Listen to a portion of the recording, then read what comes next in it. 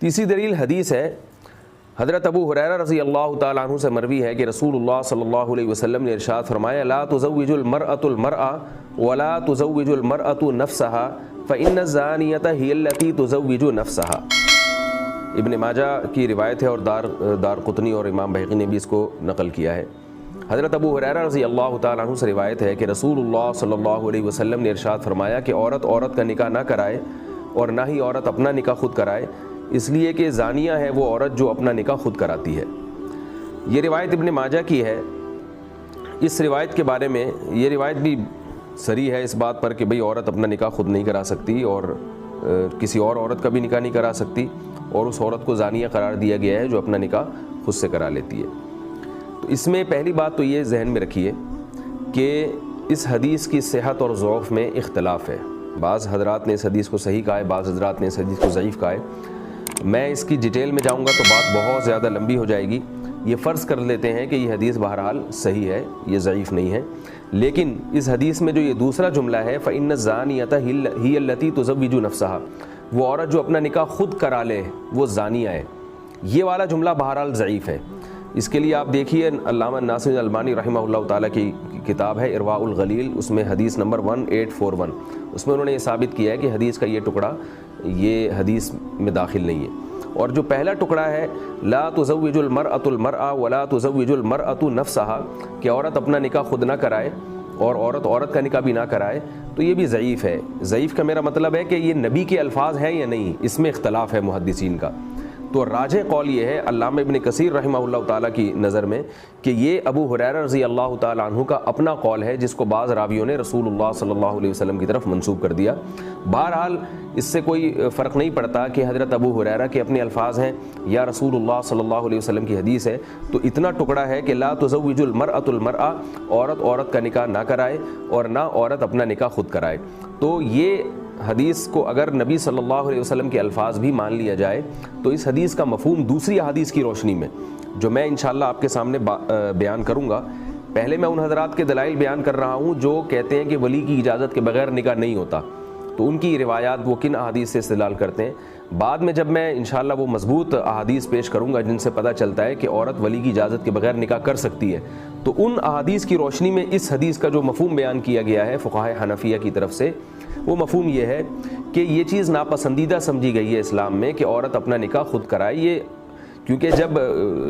لڑکی کے والدین وہ ذمہ دار ہوں اور ایک اچھا معاشرہ ہو اور وہ اپنی ذمہ داری نبھا رہے ہوں، تو بیٹی کا اپنے باپ کی اجازت کے بغیر خود سے نکاح کر لینا یا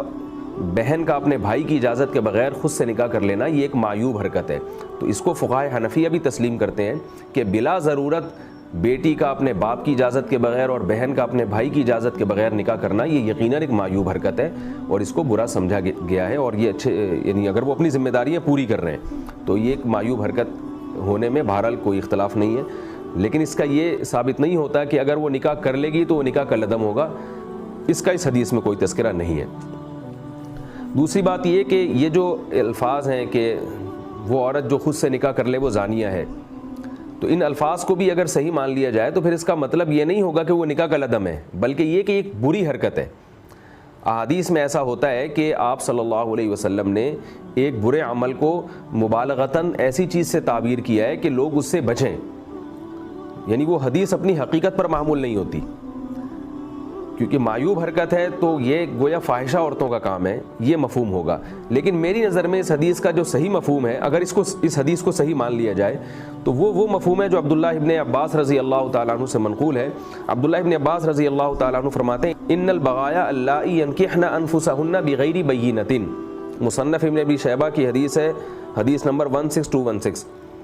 عبداللہ ابن عباس رضی اللہ تعالیٰ عنہ فرماتے ہیں کہ وہ عورتیں جو بغیر گواہوں کے اپنا نکاح خود کرا لیتی ہیں وہ زانی عورتیں ہیں۔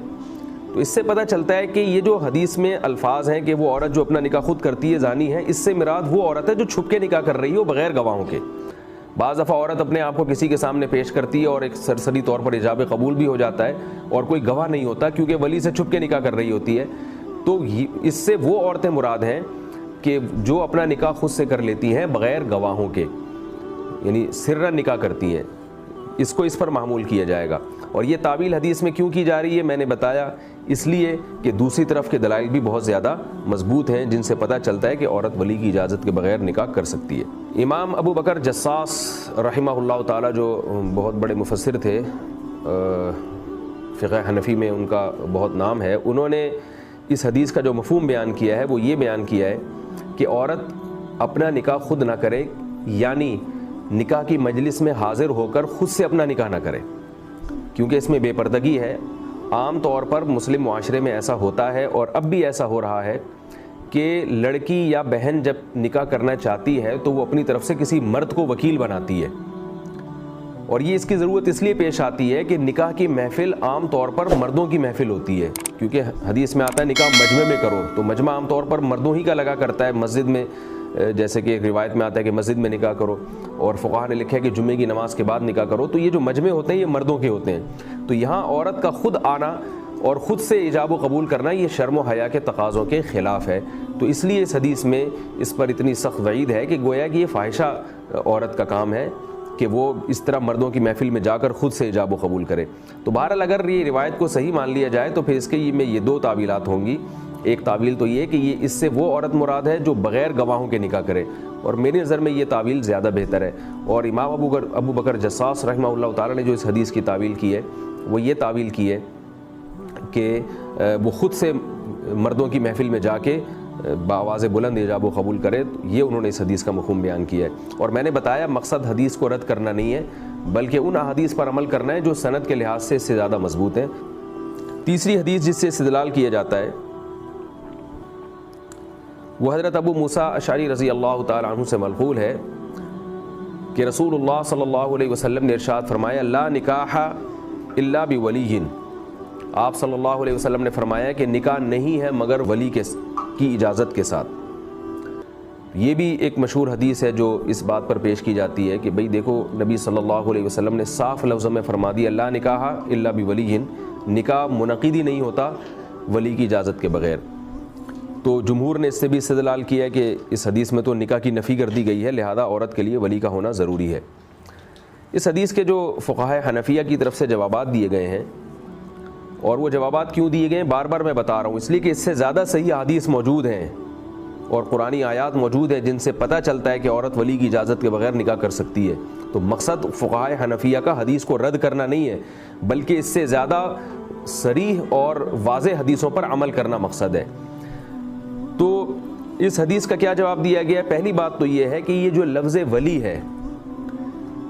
ولی کا جو لفظ ہے نا یہ فقہا کی ایک ٹرم ہے، اصطلاح ہے، جس میں سب سے پہلے باپ داخل ہے، پھر اس کے بعد بھائی داخل ہے، پھر اس کے بعد جو دیگر عصبات ہیں جو مرد رشتہ دار ہیں وہ داخل ہیں۔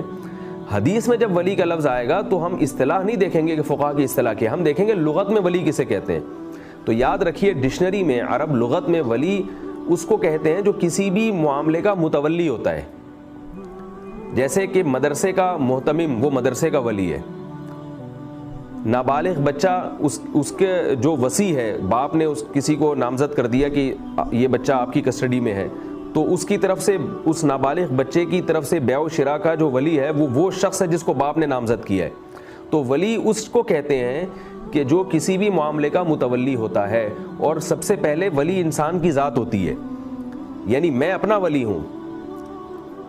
ولایت کی ضرورت وہاں پیش آتی ہے جہاں میں ولی بن نہیں سکتا، یعنی جیسے کوئی بچہ نابالغ ہے تو نابالغ چونکہ ولایت نہیں ہوتی نہ اپنی جان پر نہ اپنے مال پر، تو نابالغ کا ولی اس کا باپ۔ تو حدیث کا صحیح مطلب یہ ہوا، یعنی بعض فقہا کی نظر میں کہ لا نکاح الا بولی، نکاح نہیں ہو سکتا مگر ولی کی اجازت کے ساتھ۔ کیا مطلب؟ عورت خود اپنی، جب عاقل بالغ عورت ہے تو وہ جیسے مال میں ولی ہے، وہ خود یعنی وہ اپنے مال میں خود متولی ہے، تو اپنے نکاح میں بھی خود متولی ہے۔ تو عورت کا نکاح اس متولی کے بغیر یعنی خود عورت کی اجازت کے بغیر نہیں ہو سکتا۔ اسی طرح بالغ اور عاقل مرد کا نکاح اس کی اجازت کے بغیر نہیں ہو سکتا۔ یعنی بعض دفعہ ایسا بھی ہوتا ہے کہ آپ کی اجازت کے بغیر کوئی آپ کا نکاح پڑھا دے، خصوصاً خواتین کے ساتھ ایسا ہوتا ہے۔ تو اس حدیث میں اس کی نفی کی گئی ہے کہ جو بھی کسی چیز کا متولی ہے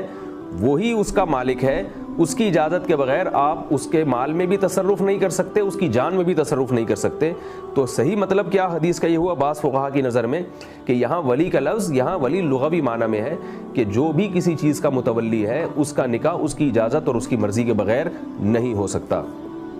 تو اس لیے اس حدیث سے یہی مراد لینا کہ ولی کا مطلب باپ ہی ہے, اس پر ہمارے پاس اور کوئی مضبوط قرینہ موجود نہیں ہے. دوسری بات یہ کہ یہ جو میں نے کہا ہے کہ ولی کا یہ مفہوم بھی تو ہو سکتا ہے, اس پر ایک مضبوط قرینہ ہے کہ ایک حدیث میں آتا ہے ایما امرأۃ نکحت بغیر اذن مولاہا, وہ عورت جو اپنے مولا یعنی اپنے آقا کی اجازت کے بغیر نکاح کرے تو اس کا نکاح باطل ہے. یہ حدیث اگرچہ ضعیف ہے یعنی مولا والی حدیث, لیکن اس سے بھی اس کو بطور تائید کے اور بطور قرینے کے بہرحال پیش کیا جا سکتا ہے کہ یہاں ولی کے بجائے مولا کا لفظ ہے. چونکہ باندی کا متولی اس کا مولا ہوتا ہے اس لیے اس کو اس ولی کو یہاں مولا سے تعبیر کیا گیا ہے. تو پتہ چلا کہ لفظ ولی سے مراد لغوی ولی ہے, لفظ ولی سے اصطلاحی ولی مراد نہیں ہے. یہ بعض فقہائے حنفیہ کے نزدیک اس حدیث کا یہ مفہوم ہے. دوسری بات یہ کہ اگر اس سے ہم ولی ہی مراد یعنی ولی سے مراد اصطلاحی ولی مراد لیتے ہیں یعنی باپ مراد لیتے ہیں کہ بیٹی کا نکاح باپ یا بھائی کی مرضی کے بغیر نہیں ہو سکتا, تو یہاں علماء جو فقہائے حنفیہ ہیں وہ دوسرے دلائل کی روشنی میں کہتے ہیں کہ یہاں نکاح نہ ہونے سے مراد نکاح کے کمال کی نفی مراد ہے. یعنی مطلب یہ نہیں کہ سرے سے نکاح منعقد ہی نہیں ہوگا, بلکہ مطلب یہ کہ یہ بہت بری حرکت کی ہے اس عورت نے. اور آپ صلی اللہ علیہ وسلم کی عادت شریفہ تھی کہ آپ صلی اللہ علیہ وسلم جنس کی نفی فرمایا کرتے تھے اس کی قباحت, کسی چیز کی قباحت کو سمجھانے کے لیے. جیسے حدیث میں آتا ہے لا صلاۃ لجار المسجد الا فی المسجد, کہ جو شخص مسجد کے پڑوس میں رہتا ہے اس کی سرے سے نماز ہوتی ہی نہیں ہے جب تک کہ وہ مسجد میں جا کے نہ پڑھے. حالانکہ فقہا کا اجماع ہے کہ اگر کوئی جماعت میں شریک نہ ہو تو فرض بہرحال اس کے ادا ہو جائیں گے, لیکن ناقص ہوں گے کیونکہ اس نے جماعت کی نماز جان بوجھ کر ترک کر دی بغیر کسی عذر کے. اسی طرح حدیث میں آتا ہے لا ایمان لمن لا عہد لہ, جو شخص وعدہ کر کے پورا نہ کر دے اس کا سرے سے ایمان ہی نہیں ہے. حالانکہ اس پر پوری امت کا اجماع ہے کہ ایمان ہے, اس میں وہ مومن ہے, وہ کافر نہیں ہو جاتا. لیکن آپ صلی اللہ علیہ وسلم نے اس کو یہ تعبیر کیا کہ گویا کہ وہ کافر ہو گیا, حقیقت میں کافر نہیں ہے لیکن گویا کہ وہ کافر ہو گیا. تو اس کی قباحت اور شناعت کو بیان کرنے کے لیے ایمان کی جنسی کی نفی فرمائی آپ صلی اللہ علیہ وسلم نے. تو یہ چیز احادیث میں ہمیں بہت ملتی ہے. حدیث میں آتا ہے من ترک الصلاۃ فقط کفر, جس نے نماز چھوڑ دی وہ کافر ہو گیا. حالانکہ جمہور کا اجماع ہے اس بات پر کہ نماز چھوڑنے والا کافر نہیں ہوتا. یعنی آپ صلی اللہ علیہ وسلم نے مبالغتاً اس کو کفر سے تعبیر کیا, یعنی کام گویا کافروں والا کیا ہے اس نے. تو اسی طرح حناف یہ کہتے ہیں دوسرے دلائل کی روشنی میں کہ یہ جو حدیث میں آتا ہے کہ ولی کی اجازت کے بغیر نکاح نہیں ہوتا, اگر ولی سے مراد لڑکی کا باپ مراد لے لیا جائے تو کیا مطلب ہے کہ وہ نکاح بہت بری حرکت ہے. اور ہم بھی یہ کہتے ہیں, فقہائے حنفیہ بھی یہ کہتے ہیں کہ بلا ضرورت شدیدہ عورت کے لیے باپ اور بھائیوں کی اجازت کے بغیر کہیں نکاح کرنا بہرحال معیوب حرکت ہے, اس کو اپریشیٹ نہیں کیا جا سکتا, شریعت میں اس کی حوصلہ افزائی نہیں ہے. تو یہ مقصد حدیث کا نہیں ہے کہ نکاح کالعدم ہوگا, سرے سے منعقد ہی نہیں ہوگا, یہ مفہوم حدیث کا نہیں ہے. اور تیسرا مفہوم اس کا یہ بیان کیا گیا ہے کہ اس سے مراد وہ نکاح ہے جو غیر کفو میں ہو. یعنی ہم ولی سے مراد لڑکی کا باپ ہی لیں, عورت کے باپ اور بھائی مراد لیں, اور لا نکاح سے مراد یہی لیں کہ لائے نفی جنس ہے, یعنی لائے نفی جنس سے مراد یہ لیں کہ ہم یہاں پر واقعی حقیقی معنوں میں نکاح کی نفی ہو رہی ہے, تو یعنی کالعدم نکاح ہے, تو اس سے مراد پھر غیر کفو میں نکاح ہے. یعنی وہ نکاح ہے جو لڑکی اپنے ہم پلہ میں نہ کرے, تو وہ ولی کی اجازت کے بغیر ہم بھی اس بات کو مانتے ہیں کہ وہ نہیں ہو سکتا. یعنی یہ حدیث عام نہیں ہے بلکہ اس نکاح کے ساتھ خاص ہے جو غیر کفو میں ہو, کیونکہ لڑکی جب ولی کی اجازت کے بغیر کمتر میں نکاح کرے گی تو اس میں لڑکی کا نقصان ہے, تو شریعت اس نکاح کو پسند نہیں کرتی. اور اگر وہ ہم پلہ میں نکاح کر رہی ہے تو ولی کی اجازت بھی تو اس لیے تھی کہ وہ لڑکی کا نکاح مناسب جگہ ہو جائے. جب ہم نے دیکھ لیا کہ یہ مناسب جگہ ہو گیا ہے تو پھر شریعت کی مصلحت کا تقاضا یہ ہے کہ عورت کو نکاح سے نہ روکا جائے, کیونکہ شریعت نکاح کی ترغیب دیتی ہے. کوئی بھی ایسا کام جس سے نکاح کی حوصلہ شکنی ہو رہی ہو, اسلام اس کو پسند نہیں کرتا. یہ جو تعویل میں نے کی ہے کہ اس سے مراد وہ نکاح ہے جو غیر کفو میں کیا جائے, اور فقہائے احناف میں بہت سے علماء نے یہ مفہوم بیان کیا اس حدیث کا, تو اس کے بھی دلائل وہی ہیں جو میں انشاءاللہ آپ کے سامنے اگلے ایپیسوڈ میں بیان کروں گا. کہ بہت سارے یعنی قرآن مجید کی آیات اور بہت ساری صحیح حدیث ہیں جن سے پتہ چلتا ہے کہ ولی کی اجازت کے بغیر نکاح منعقد ہو جاتا ہے. تو ان احادیث کو دیکھتے ہوئے اس حدیث میں فقہائے حنفیہ نے تعویل کی.